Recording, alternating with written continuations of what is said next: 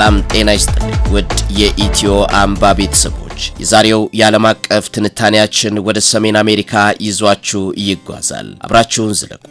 ታዲያ ሰብስክራይብ በማድረግ የደወል ምልክቷን መጫናችሁንም አትርሱ።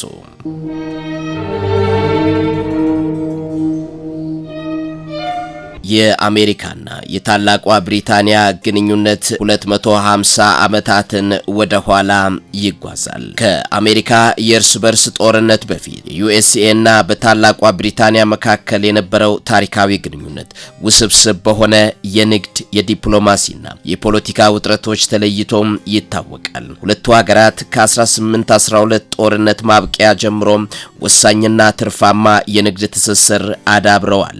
ሰሜንም ሆነ ደቡብ በ1860 እንደ አውሮፓውያን አቆጣጠር በኢኮኖሚ እርስ በርስ ይተማመናሉ።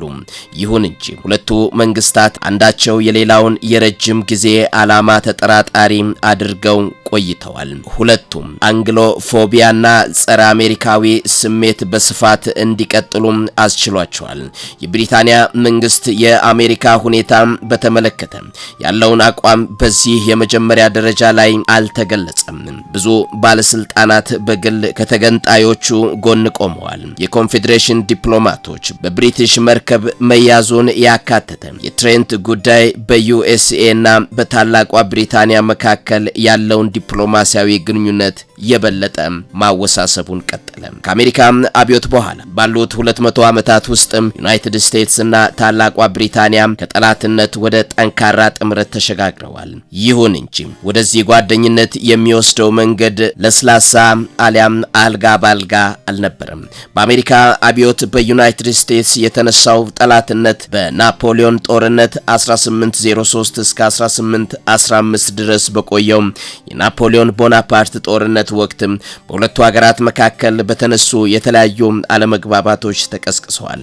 ዋናው ጉዳይ የአሜሪካ መርከቦችን በብሪቲሽ ባህር ላይ በግዳጅ መያዙ ነበር። ነገር ግን በንግድ ፖሊሲና በድንበር ላይ አለመግባባቶች ተነስተዋል። እየተባባሰ የመጣው ቁጣ በዩናይትድ ስቴትስ ውስጥ የ1812ቱ ጦርነት በመባል በሚታወቀው የጦርነት ወቅት ተጠናቀቀ። ይህ ግጭት በብሪታንያ ከናፖሊዮን ጋር ለሚደረገው ትግል እንደ ጎን ትዕይንት ተደርጎ ይወሰዳል። ይብዛም ይነስም አቻ ወጥተዋል። ጦርነቱ በ1814 በጌንት ስምምነት ተጠናቀቀ። ስምምነቱ ዩናይትድ ስቴትስ ከተዋጋችባቸው ጉዳዮች ውስጥ አንዳቸውም አልፈታም። ነገር ግን በዩናይትድ ስቴትስ እና በታላቋ ብሪታንያ መካከል ለወደፊቱ ወዳጃዊ ግንኙነት ማዕቀፍ ፈጥሯል። በቀጣዮቹም 10 ዓመታት ሁለቱ ሀገራት በካናዳ ድንበር ላይ ተከራክረዋል። ነገር ግን አለመግባባቶችን በድርድር መፍታት መቻላቸውን ነው የታሪክ መዛግብት የሚያወሱት። የአሜሪካ የእርስ በርስ ጦርነት በብሪታንያ ወደቦች በሚቀርቡ ደቡባዊ መርከቦች በዩኒየን ንግድ ላይ ባደረጉት ጥቃት ምክንያት ብሪታንያና አሜሪካ ወደ ግጭት አፋፍ አደረሳቸው። ከጦርነቱ በኋላ እንግሊዞች በኮንፌዴሬሽን ዘራፊዎች ድርጊት ውስጥ ላሳዩት ሚና ዩናይትድ ስቴትስን ይቅርታ ጠይቋል።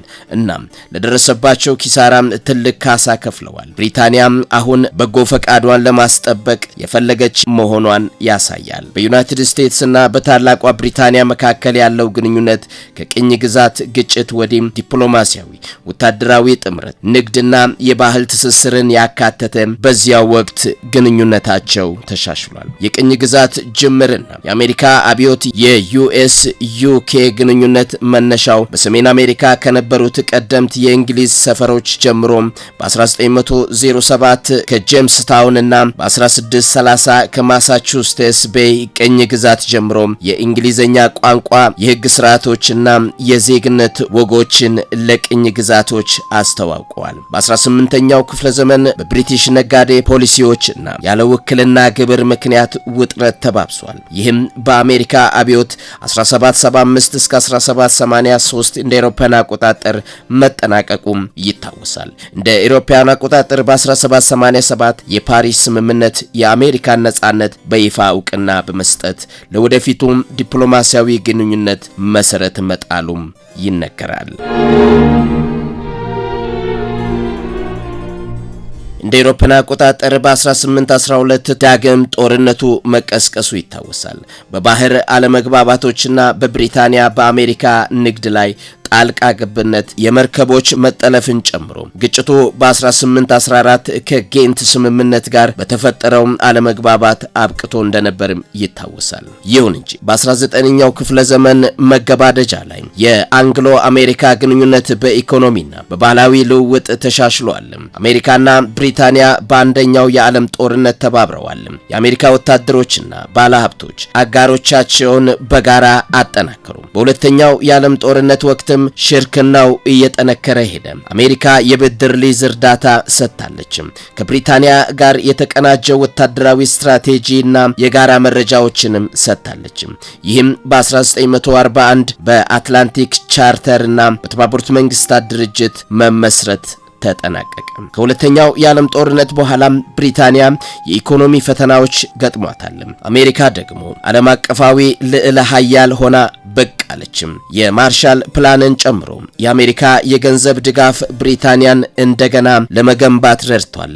ሁለቱ ሀገራት እንደ አውሮፓውያን አቆጣጠር በ1949 ኔቶን በጋራ መስርተው የዩኬ ዩኤስኤ እና የአምስት አይኖች ጥምረትን ጨምሮ ሰፊ የስለላ መጋራት ስምምነቶችን አዘጋጅተዋል። ይህም በቅርቡ ወታደራዊ ዲፕሎማሲያዊና ባህላዊ ትብብር የሚታወቀውን ልዩ ግንኙነት አጠናክረዋል። ይህ በእንዲህ እንዳለ ከቅርብ 10 ዓመታት ወዲህ አሜሪካና እንግሊዝ እንደ ባህረ ሰላጤው ጦርነት፣ የኢራቅ ጦርነትና በሊቢያና ኮሶቮ ጣልቃ ገብነት ባሉ ግጭቶች ላይ አብረው ሰርተዋል። እንዲሁም አልፎ አልፎ በስትራቴጂክና በፖሊሲ ላይ አለመግባባቶችን በማስተዳደር ላይ ናቸው። ከፍተኛ የንግድና የኢንቨስትመንት ፍሰት ያለው የኢኮኖሚ ትስስር ጠንካራ ሆኖ ይቆያል። እናም ሁለቱም ሀገራት በአየር ንብረት ለውጥ፣ በጸረ ሽብርተኝነትና በዓለም አቀፍ የደህንነት ጉዳዮች ላይ ተነሳሽነት ላይ ይተባበራሉ። የባህል ልውውጦች፣ የትምህርት ፕሮግራሞችና የጋራ ቋንቋ ትስስሩን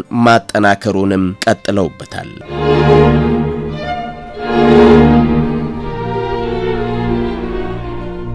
ታዲያ በእንደነዚህ የታሪክ ውጣ ውረዶችን በጋራ ያለፉ እነዚህ ሁለቱ ሀያላን ሀገራት በቅርቡ ከእስራኤል ጋር በመተባበር የትራምፕ አስተዳደር በኢራን ላይ የከፈተውን ጦርነትን ተከትሎም ሴር ኬር ስታርመርና ዶናልድ ትራምፕ መቃረናቸው ይታወሳል። ነገር ግን ይህንን ቅራኔ ለማርገብና የቆየ የጋራ ትስስራቸውን ለማነቃቃት ይመስላል ንጉስ ቻርልስ ሳልሳዊ ወደ አሜሪካ ተጉዘው ንጉሳዊ ጉብኝት ያደረጉት። አሜሪካ ከብሪታንያ ነፃ የወጣችበትን 250ኛ ዓመት በማስመልከት ንግግር ያደረጉት ንጉስ ቻርልስም የሁለቱ ሀገራት ወዳጅነትን በሰው ልጅ ታሪክ ውስጥ በጣም ወሳኝ የሆነ ጥምረት ያላቸው ሲሉ አወድሰዋል። ንጉሱም በንግግራቸው አገራት ራሳቸውን ብቻ የሚመለከቱ እንዳይሆኑና ከሌሎች ጋር እንዲተባበሩ ጥሪ አቀርበዋል። ለይፋዊ የሥራ ጉብኝት ዩናይትድ ስቴትስ ተገኝተው የነበሩት ንጉስ ቻርልስ ሳልሳዊ በአሜሪካ ኮንግረስ ተገኝተውም ንግግር አድርገዋል። ቻርልስ ሳልሳዊ እንደ አውሮፓውያን አቆጣጠር በ2022 ንጉስ ከሆኑ በኋላ ለመጀመሪያ ጊዜ ነው አሜሪካንን ለመጎብኘት ከባለቤታቸው ንግስት ካሚላ ጋር ዋሽንግተን የደረሱት። ንጉስ ቻርልስ ዩናይትድ ኪንግደምና ዩናይትድ ስቴትስ ያላቸው ታሪካዊና ባህላዊ ትስስር በተደጋጋሚ አጉልተው ለማሳየት ሞክረዋል። አገራቱ ጠንካራና ዘላቂ ግንኙነት እንዳላቸው የተናገሩት ቻርልስ የአሜሪካ መሪዎች ከሌሎች ሀገራት ጋር መስራታቸውን እንዲቀጥሉ እንዲሁም በዓለም ጉዳዮች ላይ በአንድነት እንዲቆሙም አሳስበዋል። ንጉስ ቻርልስ በአሜሪካና ዩናይትድ ኪንግደም መካከል ያለውን ግንኙነት ከዚህ በፊት በነበሩ ስኬቶች ላይ ብቻ አይመሰረትም በማለትም ጠንካራና እየሆነና እየተሻሻለ ይሄዳል ሲሉም ተናግረዋል። በመካከለኛው ምስራቅ እየተካሄደ ባለው የኢራን ጦርነት የሁለቱ ሀገራት ግንኙነት መፈተኑን ያስታወሱት ንጉሱ ዩክሬን ከሩሲያ ጋር ያካሄደች ላለችው እንዲሁም ለሰሜን ጦር ቃል ኪዳን ድርጅት ኔቶ ቀጣይነት ያለው ድጋፍ እንዲደረግም ጥሪ አቅርበዋል። ንጉሱ በንግግራቸው በአሜሪካ የሚታየውን የሃይማኖት ብዝሃነትን አውድሰው ይህም በትራምፕ ዋሽንግተን ውስጥ በልዩነት የታየ መሆኑንም ተናግረዋል። ንጉስ ሳልሳዊ በስልጣን ላይ ያሉ አካላት ውድና የማይተካ ሀብታችን የሆነውን ተፈጥሮን በትኩረት መጠበቅ ስላለብን በጋራ ኃላፊነት ማሰብ አለባቸው ሲሉም ተደምጠዋል። ንጉስ ቻርልስ በንግግራቸው ላይ እንደ አውሮፓውያን አቆጣጠር በ2015 በንጉስ ጆን ስለጸደቀው መሰረታዊ የህግ ሰነድ ማግና ካርታ መገዛት እንደሚያስፈልግም ተናግረዋል። በአሜሪካና በዩናይትድ ኪንግደም የፖለቲካ ቅሌት ስላስከተለው የጄፍሪ ኤፕስቴን ፋይሎችም በተዘዋዋሪ ጠቅሰዋል። ለአራት ቀናት የሥራ ጉብኝት አሜሪካ የቆዩት ንጉስ ቻርልስ ሳልሳዊ የአሜሪካን የነጻነት በዓል ከማክበር ባሻገር ከዩኬ ጋር የተፈጠረውን የግንኙነት መሻከር ይጠገናሉ ተብሎ የሚጠበቁ ጉዳዮችንም አንስተዋል።